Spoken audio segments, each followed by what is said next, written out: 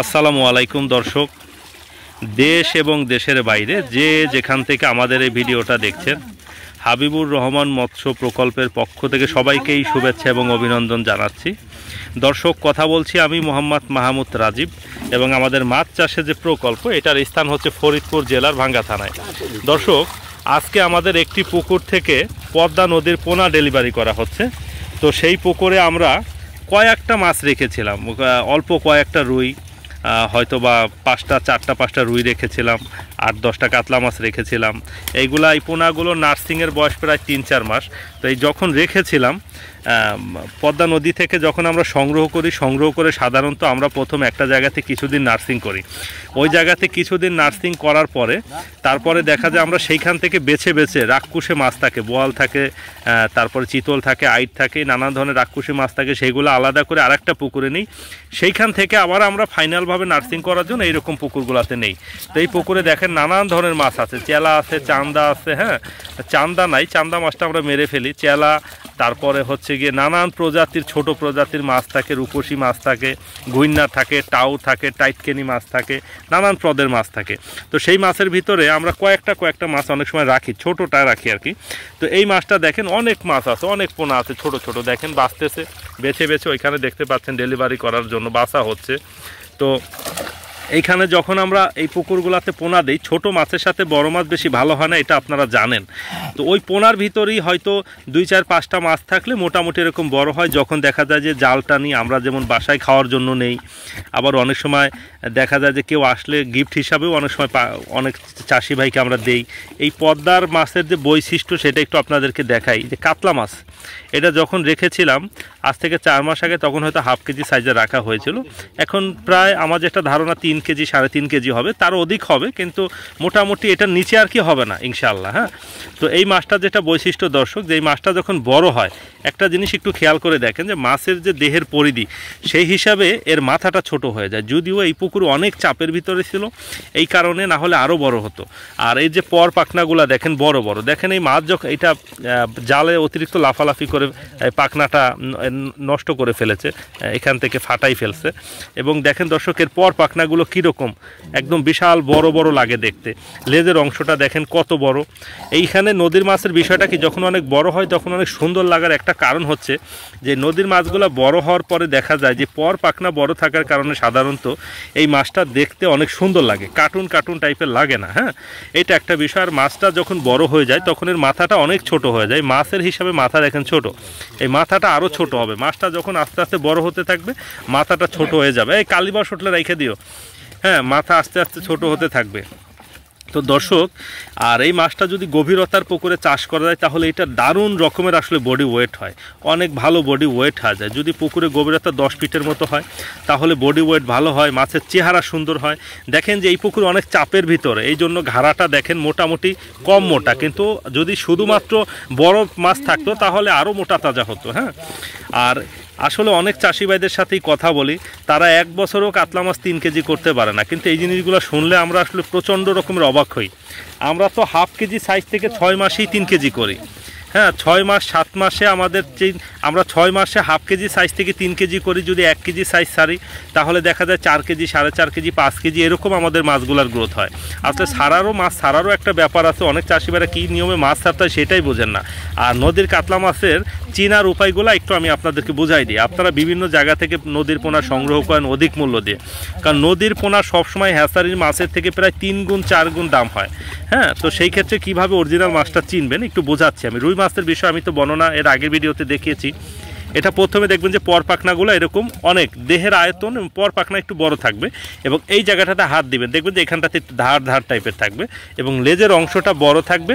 এবং নদীর কাতলা মাছ চেনার আরেকটা উপায় হচ্ছে গ্রোথ, মেন হচ্ছে গ্রোথ, এবং এটার হচ্ছে কালার, স্কিনের কালারটা দেখেন যেন মনে হচ্ছে যে একদম সোনালি টাইপের একটা রুই মাছের মতো একটা শরীরের একটা গঠন আছে। আসলে মাছের কালারটা পানির কারণেও অনেক সময় আসলে বিভিন্ন ধরনের হয়ে থাকে।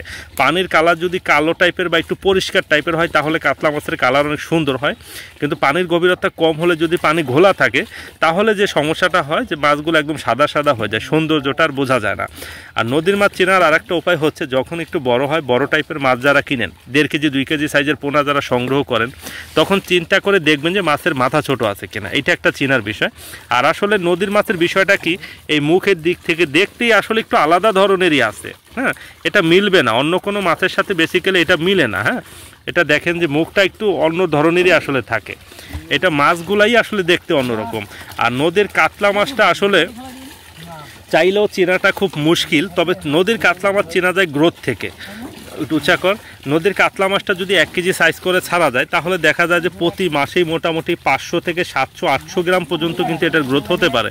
এটা পুকুরের পরিবেশের উপরে অনেক কিছুর উপরেই আসলে নির্ভর করে। আর এইগুলা হচ্ছে এই বছরের নতুন পোনা। হ্যাঁ, এইগুলো এখন এক চাষি ভাইকে পাঠাচ্ছি, তারা এইগুলা চাপে রাখবেন, চাপে রেখে তারপরে আগামী ফাল্গুন মাসে বা চৈত্র মাসে তারা 1/2 কেজি সাইজ করে তারপর এইগুলা চাষে দিবেন। তো এটাই হচ্ছে নদীর মাছের বিষয়। দর্শক, কেউ যদি আমাদের কাছ থেকে নদীর মাছটা সংগ্রহ করতে চান তাহলে আমাদের স্ক্রিনে যে নাম্বার আপনারা দেখতে পাচ্ছেন এই নাম্বারের সাথে যোগাযোগ করে এখানে রাইখে ধর আমাদের কাছ থেকে আপনারা ইনশাল্লাহ নদীর মাছটা এভাবে ধর, নদীর মাছটা ইনশাল্লাহ মাঝে ধর, নদীর মাছটা ইনশাল্লাহ আমাদের কাছ থেকে আপনারা সংগ্রহ করতে পারবেন। তো দর্শক, নদীর মাছের বৈশিষ্ট্য এবং নদীর মাছের স্পেশালিটি সম্পর্কে অনেক ভিডিওতে আমি বলেছি, তো আজকেও একটু সংক্ষিপ্ত আকারে বলছি। প্রথমত এটা দেখতে অনেক সুন্দর, আর এটার সব থেকে যেটা ইম্পর্টেন্ট কারণ সেটা হচ্ছে এটার গ্রোথ ভালো। এটা যে কোনো হ্যাচারি মাছের থেকে ডাবলেরও বেশি গ্রোথ হয়। হ্যাচারি মাছ 1 বছরে যে সাইজ হয় এটা ঠিকঠাক মতো চাষ করতে পারলে 6 মাসেই সেটা হয়। এটা ডাবল গ্রোথ হয়। এই জন্য আমরা বলি যে হ্যাচারির মাছের ডাবল গ্রোথ হয়, যে কোনো ভালো হ্যাচারির মাছের ডাবল গ্রোথ হয়। এটা একটা বিষয়। আর একটা আকর্ষণীয় কারণ আছে, সেটা হচ্ছে যে সাধারণত দেখা যায় বৈশাখ জ্যৈষ্ঠ মাসে আমাদের দেশে মাছের দামটা ভালো থাকে। তো বৈশাখ জ্যৈষ্ঠ মাসে যখন চাষিরা মাছ বিক্রি করতে যান তখন দেখা যায় যে মাছের ডিম থাকার কারণে মাছ কেজি প্রতি কিন্তু দাম অনেকটা কমে আসে। কিন্তু আমাদের নদীর মাছগুলা সাধারণত 3 বছর আগে ডিম হয় না। এখন এটা পুকুরের পরিবেশ পরিস্থিতি, খাদ্য ব্যবস্থাপনা অনেক কিছুর উপরেই কিন্তু আসলে নির্ভর করে। আবার অনেক ক্ষেত্রে দেখা যায়, দেখেন যে অনেক চাষি ভাই দেখা যায় যে নদীতে পুকুর থেকে মাছ বের হয়ে নদীতে চলে গেছে, তো সেই মাছ কিন্তু নদীতে গিয়ে একটা সময় কিন্তু ম্যাচুইট হয়ে কিন্তু ডিম দেয়, ওইটাও একটা কারণ হইতে পারে। আবার দেখেন পোনা সংগ্রহের ক্ষেত্রে আমি সবসময় মাথার পোনাটা সংগ্রহ করার কিন্তু পরামর্শ দেই। যদিও নদীর মাছে মাথা গোড়া সবই ভালো, তারপরেও মাথার একটা স্পেশালিটি আছে। দেখেন এই যে পোনাগুলো আপনারা দেখতে পাচ্ছেন না, এটার ভিতরে একটা পোনা আছে এখনও 50টাতে কেজি, একটা আছে এখনও 30টাতে, একটা 20টা-25টাতে চলে আসছে। এইটার তো একটা কারণ আছে। এখন দেখা যায় যে নদীর পোনা নদীতে যখন মাছের ডিম ছাড়ে তখন 20 KG, 15 KG, 18 KG, 22 KG, 5 KG, 3 KG নানান সাইজের মাছে কিন্তু ডিম ছাড়ে। তো ভাই যেই রকম সাইজের মাছে ডিম ছাড়ে ওই রকমই কিন্তু আসলে গ্রোথটা হয়, এই বিষয়টা মাথায় রাখতে হবে। তবে নদীর মাছে আমার যদি লক্ষ লক্ষ মাছের ভিতরে সব থেকে নেশা কোয়ালিটি যে মাছগুলো সেইগুলো যে কোনো হ্যাচারি মাছের থেকে গ্যারান্টি সহকারে আমি ভালো বলতে পারি। এবং এগুলো আসলে আমরা চাষ করে বলছি, শুনে বলছি না বা কারো কাছ থেকে জেনে বলছি না, এইগুলো একদম আমাদের চাষ করা অভিজ্ঞতা থেকে বলছি। আমি আমার চাষ ব্যবস্থাপনার ভিডিও কিন্তু এর আগে আপনাদেরকে দিয়েছি। আমরা যেমন গ্রোথ পাই এরকম গ্রোথ কিন্তু যারা নদীর মাছ দিয়ে না করেন তারা কিন্তু পান না। এখন বিষয়টা হচ্ছে দর্শক, যে ভালো পোনা দিয়ে চাষ না করলে কখনো আসলে ভালো সফলতা পাওয়া যায় না।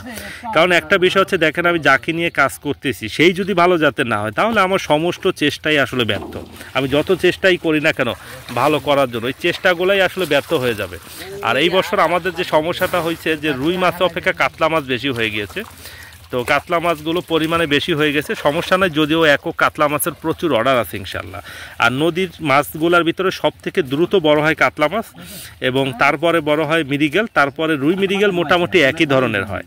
আর নদীর রুই মাছ দুর্দান্ত লেভেলের বড় হয়, আসলে যেগুলো কল্পনা করা যায় না। আমরা ফাল্গুন মাসের দিকে 1/2 কেজি সাইজের মাছটা ছাড়লে আমরা 6 মাস পরে সেগুলো 2 কেজি, সোয়া 2 কেজি, 2.5 কেজি করে বিক্রি করি। যেটা অনেক চাষি ভাইদের সাথে যখন কথা বলি তারা বিক্রি করে এই মাছটা 2.5 কেজি, 2 কেজি করতে তাদের 1 বছরের বেশি সময় লাগে। এইখানে অনেক বিষয় আছে। আসলে মাছের জাত ভালো না হলে দর্শক কখনো মাছ চাষ করে ভালো সফলতা পাওয়া যায় না। যাই হোক দর্শক, সবার সুস্বাস্থ্য। এবং ওইটা আমার দেওয়া তো শৈল মাছের দেওয়া তো দর্শক, দেখেন নদীর মাছের ভিতরে শৈল মাছও হয়েছে। রাখ, নদীর মাছের ভিতরে আসলে কত জাতের মাছ যে হয় এটা বলে শেষ করা যায় না। নানান ধরনের মাছ রাইখে দেয়, ওটা পাতিলে রেখে দেয়। তো দর্শক এবং সম্মানিত চাষি ভাইরা, যে বিষয়টাতে আমি কথা বলছিলাম যে আপনি যাকে নিয়ে কাজ করতেছেন সেই যদি ভালো জাতের না হয় তাহলে কিন্তু আপনি যতই চেষ্টা করেন না কেন আপনি আসলে ভালো করতে পারবেন না। এই জন্য সস্তা আইটেমের পোনা কিনে যদি বাংলাদেশের সর্বশ্রেষ্ঠ খাবার খাওয়ান তাহলে কোনো লাভ নাই, কিন্তু সর্বশ্রেষ্ঠ পোনা ছেড়ে যদি মোটামুটি আইটেমের খাবার খাওয়ান তাহলে ভালো হবে। আমি একটা বিষয় দেখেছি চাষি ভাইদেরকে, যে চাষি ভাইরা যে কাজটা করেন, যে চাষি ভাইরা অনেক সস্তা আইটেমের পোনা কিনে নিয়ে আসেন, কেজি নিয়ে আসেন 5,000 টাকা দিয়ে রেনু। এবং খাবার খাওয়ান সিপি, নারিশ, টংওয়ে, বাংলাদেশের সর্বশ্রেষ্ঠ ব্র্যান্ডের খাবারগুলো খাওয়ান, কিন্তু পোনার জাত ভালো না, দিন শেষে রেজাল্ট কিন্তু ভালো আসে না। বা এই কার্প জাতীয় মাছ চাষের ক্ষেত্রে একটা বিষয় আপনাকে মাথায় রাখতে হবে যে কার্প জাতীয় মাছের হচ্ছে পোনাটা মেন। পোনাটা যদি ভালো হয়, আপনার খাবার যদি মোটামুটি হয়, তাহলেও কিন্তু আল্লাহর রহমতে প্রফিট করা যায়। কিন্তু খাবার যদি পোনা যদি ভালো কোয়ালিটির না হয়, আপনি যদি সারা শ্রেষ্ঠ কোয়ালিটির খাবার খাওয়ান, খুব একটা ভালো রেজাল্ট কিন্তু আসে না। এই বিষয়টা মাথায় রেখে আপনাদের চাষ ব্যবস্থাপনাটি সম্পন্ন করতে হবে। আর মাছ চাষ আসলে একজন ভালো অভিজ্ঞ মানুষের পরামর্শ ছাড়া, মাছের মজুদের একটা ঘনত্ব আছে, মাছের মজুদের একটা পরিমিত পরিমাণ আছে, এই বিষয়গুলোর উপরেই আসলে মাছ চাষটা ডিপেন্ড করে। যাই হোক দর্শক, সবার সুস্বাস্থ্য এবং দীর্ঘায়ু কামনা করে আমাদের আজকের ভিডিওটা আমরা এখানে শেষ করতেছি। কারণ নদীর পোনা লাগলে আমাদের স্ক্রিনে নাম্বার দিয়ে ইনশাআল্লাহ আপনারা আমাদের কাছ থেকে 100% পিওর যে পদ্মা নদীর পোনা, এই পোনাটা সংগ্রহ করতে পারবেন। আমাদের বাসাটা মানে আমাদের মৎস্য প্রকল্পটা এমন জায়গাতে যে আমাদের 3 পাশেই পদ্মা নদী, এক পাশে শুধু নদী নেই। হ্যাঁ, এই জন্য আমরা ইচ্ছা করলেই পদ্মা নদীর পোনাটা অনায়াসে সহজেই সংগ্রহ করতে পারি। তো দর্শক, সবাই ভালো থাকবেন, সুস্থ থাকবেন, সবার সুস্বাস্থ্য এবং দীর্ঘায়ু কামনা করে ভিডিওটা এখানে শেষ করতেছি। এই মাছটা আজকে আমরা রেখে দিচ্ছি আমাদের বাসায় খাওয়ার জন্য। আসসালামু আলাইকুম।